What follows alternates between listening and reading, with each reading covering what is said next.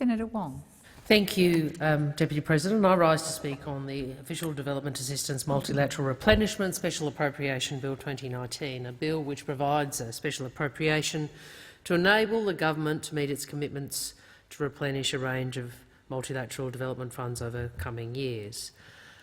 Now, it is the case that these funds have long carried out essential work in tackling poverty and promoting economic growth and sustainable development in some of the world's poorest countries. These funds have long been essential, but they have never been more critical. As our world grapples with the worst pandemic in a century, it is the world's developing nations that stand to suffer most. This is a point I will come back to, but I want to first place this discussion in some context. It has been clear for some time that Australia's current Prime Minister does not take the same approach to foreign policy as has been the tradition of Australian political leaders. A bipartisanship has characterised the handling of our national interests in the world, but it is a bipartisanship that is strained by Mr Morrison's willingness, in fact his reflex, to put short-term political marketing ahead of key national interests. Now, in fairness to him, the massive cuts to Australia's ODA that have been contrary to our interests began before Mr Morrison outmanoeuvred Mr Turnbull to become Prime Minister. Since this government came to office in 2013, it has cut in excess of $11.8 billion from Australia's aid programs.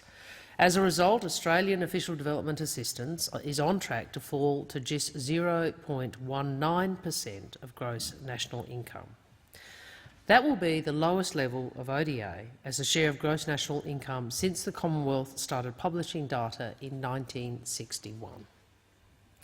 So, under Mr Morrison, Australia's international aid is lower as a share of national income than it was under Liberal Prime Ministers Menzies, Holt, Gorton, McMahon, Fraser and Howard. Australia's aid budget as a share of GNI has fallen from the middle of the pack amongst OECD nations to one of the least generous amongst OECD Development Assistance Committee member countries.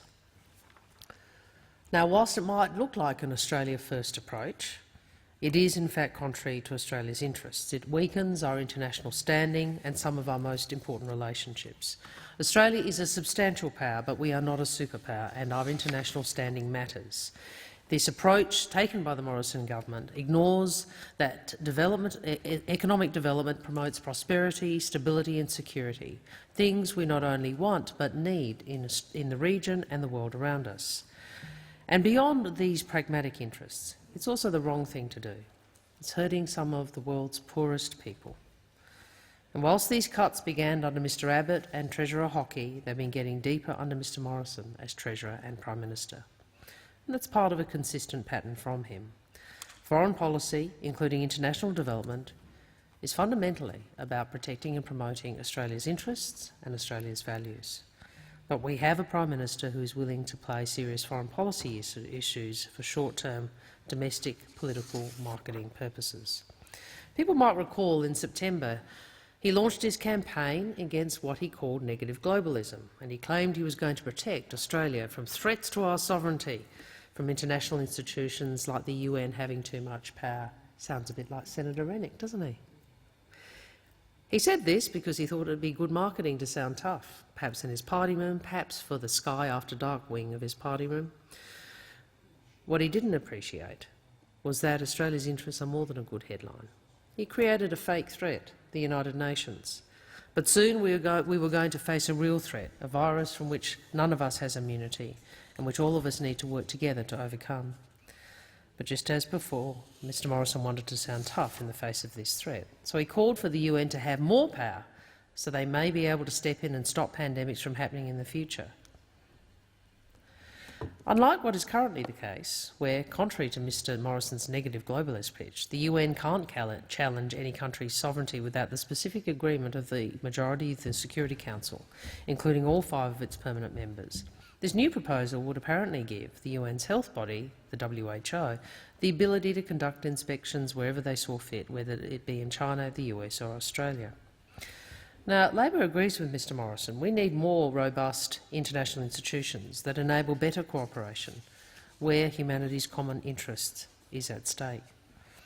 But it is hard to ignore that Mr Morrison has argued both sides of the same argument in order to sound tough for domestic purposes. So in September he launches his campaign for the UN to have less power. In April he launches his campaign for the UN to have more power. Which brings me back to the central point. Mr Morrison's political interests may change, but Australia's national interests doesn't. And you can't and shouldn't play foreign policy for short-term domestic political marketing. We need to be looking to 30-year horizons, not 3-year election cycles. As a medium-sized country with an economy reliant on open trade, we always need international cooperation so we don't get steamrolled or sidelined by the great powers. Australia has benefited greatly from multilateralism under governments of both parties, and can I say, in his absence, I do appreciate that contribution from Senator Van. Unusual for a coalition senator to have somebody actually talking about the benefit of multilateralism. There are some on that side who do not belong to the sky after dark wing of the Liberal Party. It's good to know. Senator Molan is gesticulating too, so it's good that a few people are on board.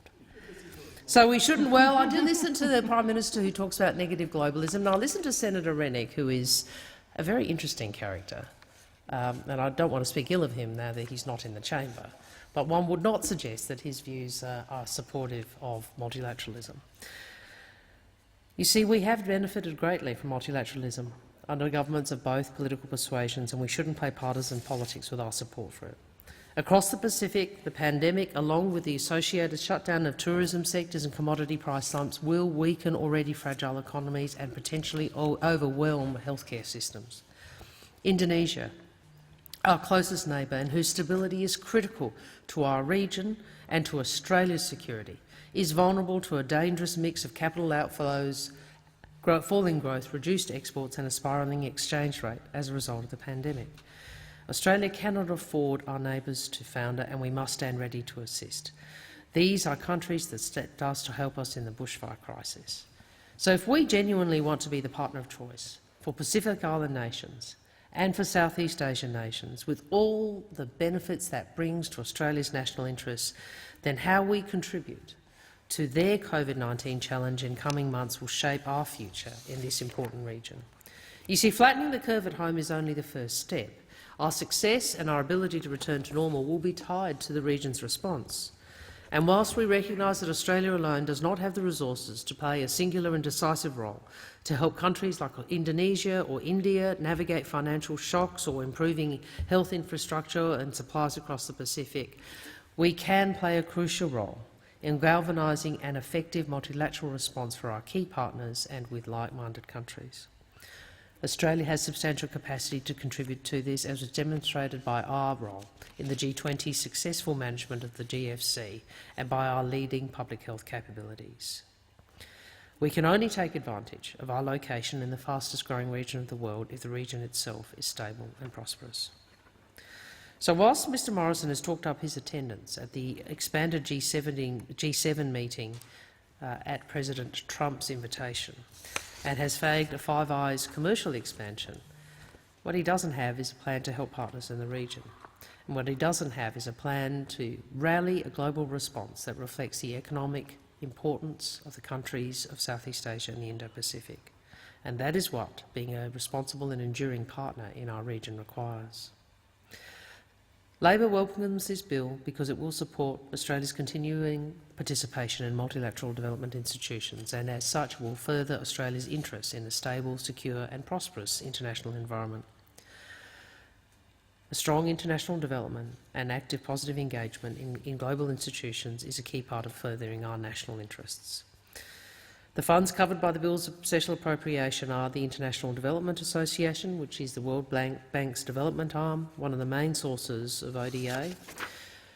In addition, the Heavily Indebted Poor Countries Initiative and Multilateral Debt Relief Initiative, which are debt relief arrangements which have relieved 36 of the world's poorest countries of some of around $99 billion in US dollars of debt. The Asian Development Fund, which provides development grants to low-income members of the ADB, the Global Environment Facility Trust Fund, which is administered by the International Bank for Reconstruction and Development to support sustainable development activities around the world, and the Multilateral Fund for the implementation of the Montreal Protocol. We've supported these funds for many years on a bipartisan basis. In fact, our commitment to the World Bank goes back to the international financial architecture adopted in the aftermath of World War II and the Chifley government's decision in 1947 for Australia to join the Bretton Woods institutions. Australia became one of the first countries to ratify the Montreal Protocol under the Hawke government. The Howard government committed Australia to the Heavily Indebted Poor Countries Initiative and the Multilateral Debt Relief Initiative in 2005. Our funding commitments are typically refreshed every 3 to 4 years in replenishment pledges, which can commit us to providing funding for over several years. That is why it is appropriate for Parliament to make a special appropriation to support these commitments. An ongoing special appropriation will better reflect the multi-year timeframes for our commitments to these multilateral funds than an annual appropriations.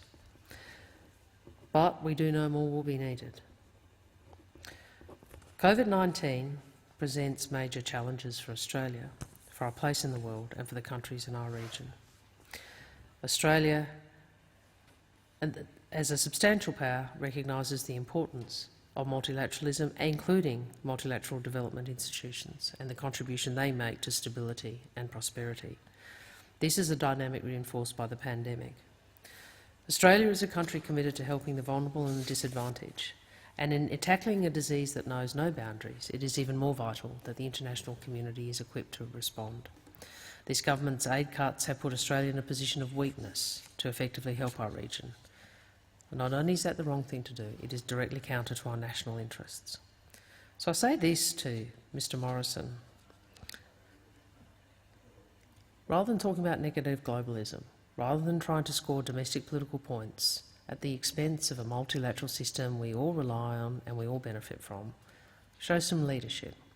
Help navigate the global impacts of the pandemic to improve not only Australia's resilience but that of our region. And I move the second reading amendment that has been circulated in my name.